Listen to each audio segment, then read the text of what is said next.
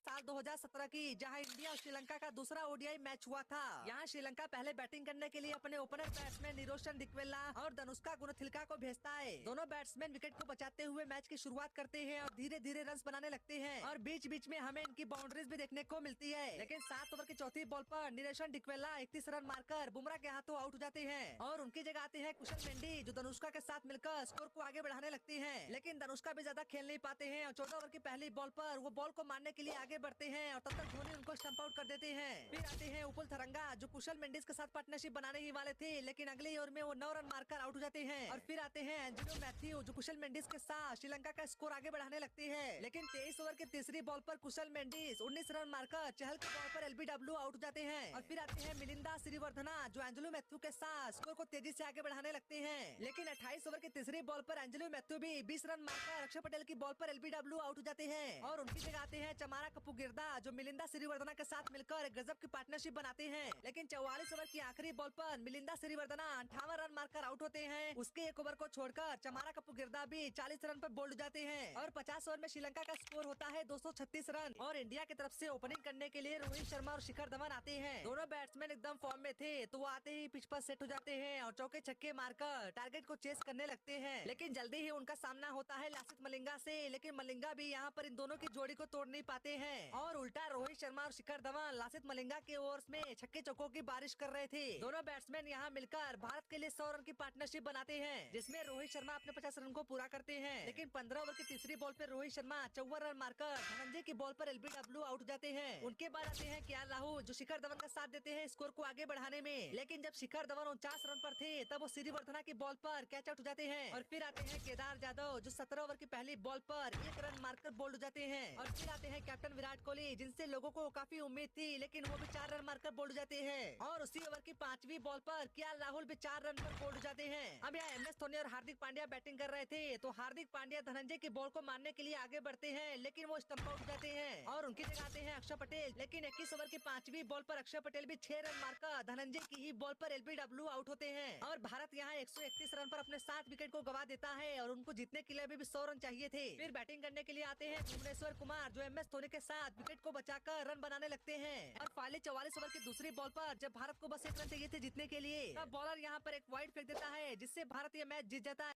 साल 2017 की, जहां इंडिया और श्रीलंका का दूसरा ओडीआई मैच हुआ था। यहां श्रीलंका पहले बैटिंग करने के लिए अपने ओपनर बैट्समैन निरोशन डिक्वेला और धनुष्का गुणथिलका को भेजता है। दोनों बैट्समैन विकेट को बचाते हुए मैच की शुरुआत करते हैं और धीरे धीरे रन बनाने लगते हैं और बीच बीच में हमें इनकी बाउंड्रीज भी देखने को मिलती है। लेकिन 7 ओवर की चौथी बॉल पर निरोशन डिक्वेला 31 रन मारकर बुमराह के हाथों आउट